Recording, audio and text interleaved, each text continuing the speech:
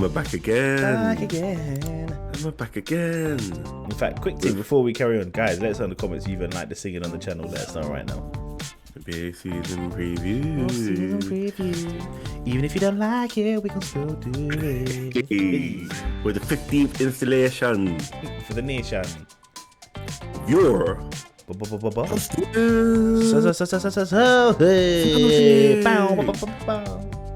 Bro, you know when we go through every team and we say when was the last time this team was relevant?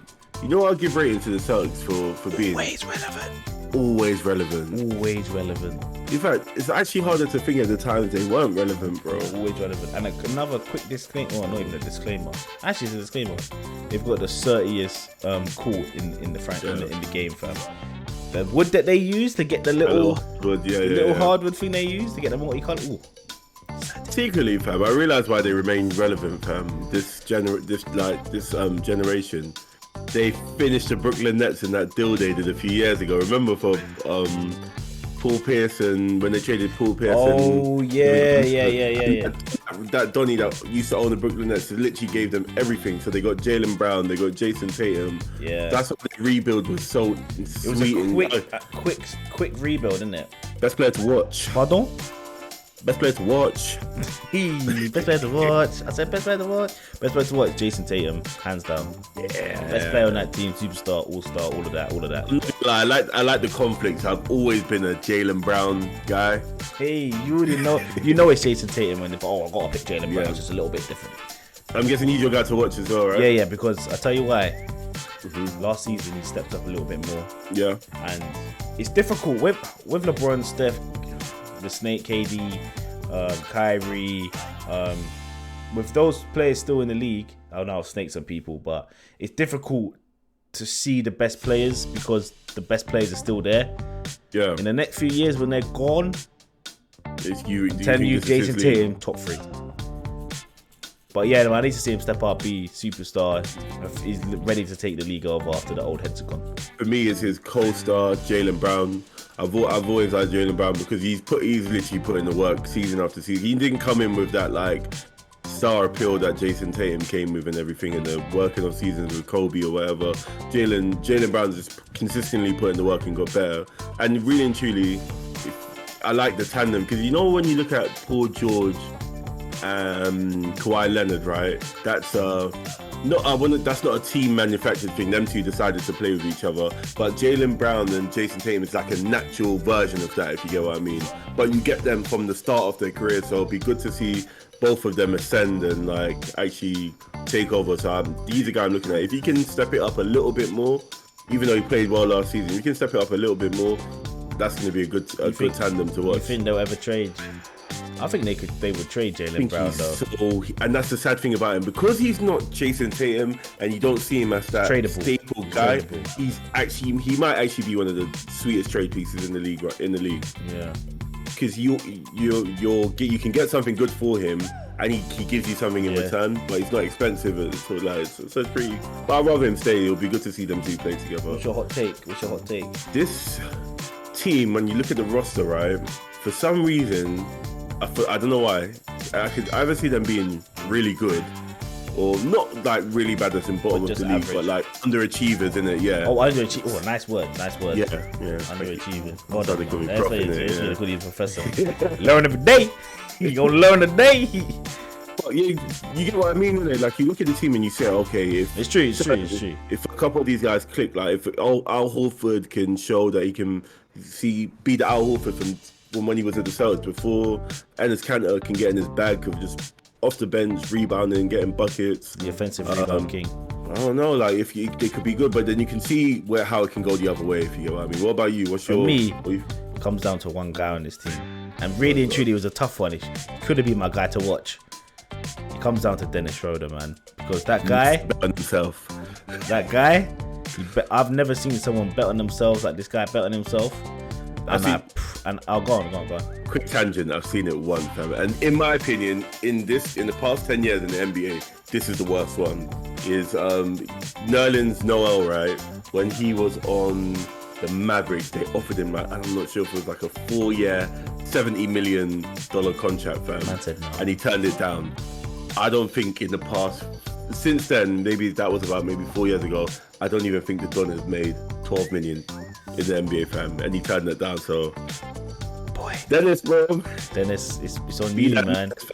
It's on you. And you know what? With a guard, yeah, it's easier. It's easier to show off. Show who you're about because you get more time with the ball, X, Y, Z. Yeah. But for me, turning down 100+ million to just taking 5 million. No, he wanted 100+. They offered him 80-something million, and he thought it was Mr. 100 man. Yeah, but he still got 5. Yeah. Obviously, I won't complain if someone just put 5 million in my bank account right now, unless they said to me, "Oh, we was gonna give you 70." Then I might be a little bit upset for a minute, but then I've still got 5 mil. 5 million. Yeah, he's happy. At the end of the day, he's got 5 million. Yeah. But that's it. Obviously, he could have had 75 more. He needs to be balling out. But from us two watching the NBA for as long as we've watched it, if there's one incentive to ball out in the NBA, it's always been contract season, fam. Yeah, definitely. That's when you see the true heart of some of these NBA. That's when you actually see their star potential, is that when they're in the contract season. Donnies will be doing things you never knew they could do. Oh, shoot, he can dunk. 360 dunks. Blake Griffin was in the contract season as well, and then all of a sudden, guy. We already spoke about him in the Detroit video, and if you haven't watched that one because you're not a Detroit fan, just go and watch it just for the sake of that because he's a fraud. But yeah, for me anyway, that's it. That's another hot, not a hot take, but just something to look at. New chapter. Danny Ainge, Mr. Fleece in Brooklyn Nets. He's gone. Brad Stevens, weird one, like to see the coach from just randomly just step up to. Maybe they were grooming him for it, but they've got a new coach now. And Brad Stevens was always seen as that coach. So we'll see what that looks like for them. You never know. What are you saying for the seeding? 7th to 9th. Like they're definitely gonna be playoffs. Definitely playoffs. Definitely playoffs and walking confirmed. Like is it walking? Walking. What, this guy? Where are you walking, fam? Yeah, so my name's Professor. I got an NBA podcast. I'm a big supporter of the walk-in tournament. You get exposed.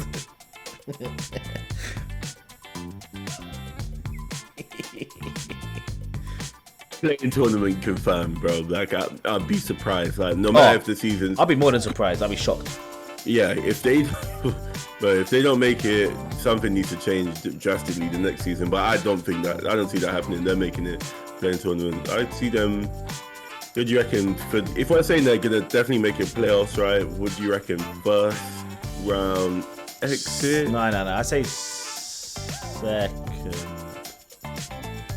If their first round exit is a tough one, it's like a 7th game. If we're saying they're gonna finish like 7th or 8th, then they're gonna be playing like Brooklyn or like Bucks.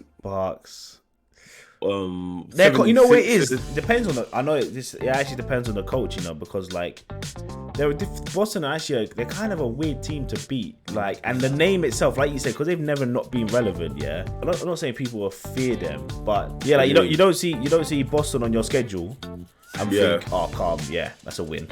It has a certain, what's that French term? Je ne sais quoi. It has a certain je ne sais quoi, yeah. There's a cultural guy on this YouTube thing. And I feel like that could get into players' heads, and I thought they could get through the first round. And if we're to be completely honest with ourselves, right, the top of the East, apart from the Bucks and the Brooklyn Nets, injuries, if they're injury free, it's open. The rest of it is actually, it might not say open, but it's new. It's so new because things have happened. Anyone can get it. Anyone can get it. Because Knicks, we don't really know what the Knicks are. Atlanta, was it just a random one season, if you get what I mean? Miami Heat, is it going to work? Is it not going to work? Yeah. So they got a chance, man. They got a chance just as good as anybody. Yeah, they got a chance. But they did a lot of off-season transactions anyway. Break it down. Al Horford, Jabari Parker. Mr. Bet on himself. That's the new nickname. I want to hear anybody ever call him by a normal name ever again. Mr. Bet on himself. Richardson always like Chris Dunn, defensive, and it's kind of no defense, but get buckets and rebounds. Oh yeah. No, Mr. No defense. Those are how many ones? Apart from maybe 6. Jabari Parker, you can say maybe health dependent. You never know, but the rest of them solid. Chris. At least 2 of them are solid.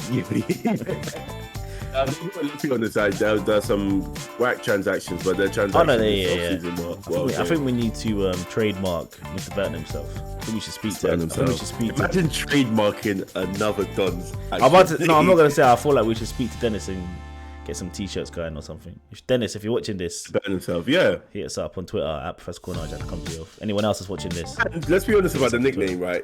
If it works for him, oh my god. In fact, you're right. You guys, It's done. It's done. You guys check the website below for your Mr. Belton himself. Mr. Belton himself do plus merch collab. But yeah, we talked about Coach. Always got to talk about. I know this is one of your guys in it, so we always got to bring him up because I feel like he doesn't get as much clout as everyone else. One of the most underrated players in the league. I'm sorry, Marcus Smart, one of the most underrated guys in the league. Another guy who's improved his game loads, isn't it? That he doesn't really get the. He doesn't really get recognition. This team, isn't it? He's like the heart of the team. Same way Draymond is for the defender as well. Yeah. Because this team is actually used to championships, right? They might not be looking at this season, looking at the team, thinking, "Oh, this is going to be the one," because they're used to championships, so their expectations are different. But I still think it's still going to be a fun season for them. League pass team. I'm going to say yes, because I kind of like watching Boston anyway. Yeah, and they've got a story. They got Dennis Schroeder. People are going to be looking at him. Himself. Al Horford, that's a nice story of him coming back to the Celtics, possibly end his career. Boston, this one's for you. Guys, here's up in the comments. Like, comment, subscribe. Catch you next episode. Peace. Let's go, A-Town.